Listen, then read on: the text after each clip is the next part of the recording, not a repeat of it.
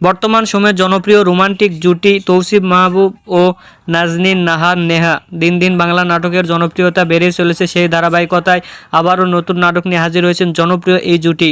নাটকটির নাম প্রেমাতল। এই নাটকটিতে অভিনয় করেছেন বর্তমান সময়ের আলোচিত অভিনেতা তৌসিফ মাহবুব ও আলোচিত অভিনেত্রী নেহা।